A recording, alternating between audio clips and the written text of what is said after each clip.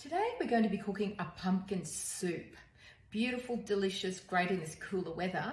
And we're going to feature our beautiful 4-litre and cover casserole. And we're going to cook the pumpkin in here waterless, thus eliminating all the boiling and all the draining. And also we're going to only use this one piece. So we'll be able to make the soup in here, we'll be able to serve it, and we'll be able to store the leftovers in the fridge if there's any left in the one piece. So let's get cooking. So this is what you're going to need. Big pumpkin. I may not use all of that. I use a bit of garlic, onion, salt, pepper, a bit of sour cream, and zhuzh it up with either some parsley at the end and of course some chicken stock, whichever one you prefer.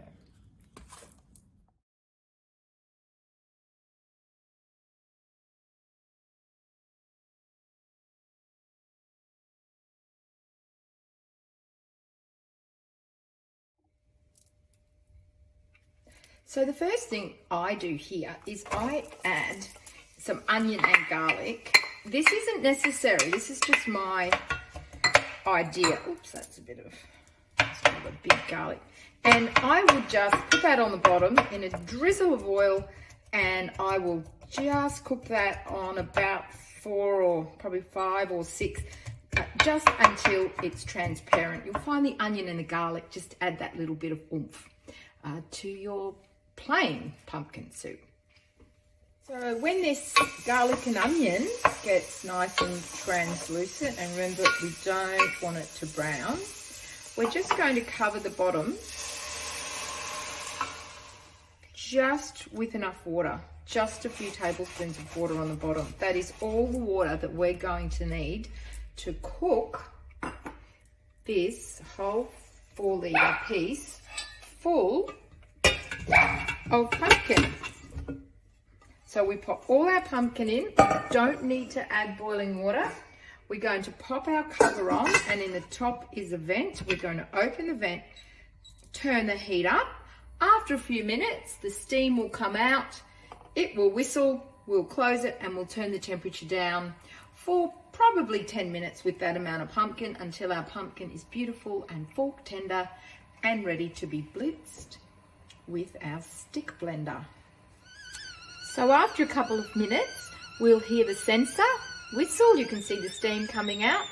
All we do is, once we hear that noise, we close the vent, turn the temperature down to low.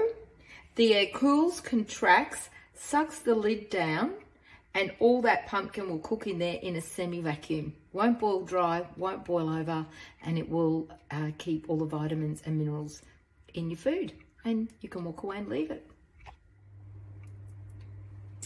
Okay, so here we go. The pumpkin is all beautiful and fork tender, and you can see how much water the pumpkin's given off. All we did was put in just about 4 tablespoons of water in there, so not a lot. So it sweats out its own moisture.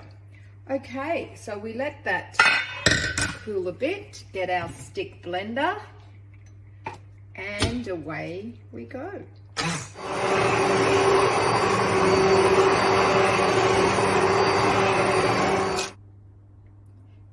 Well, I've got the pumpkin soup to the consistency I like, but always have a little bit of chicken stock on hand if you like to just make it a little bit thinner.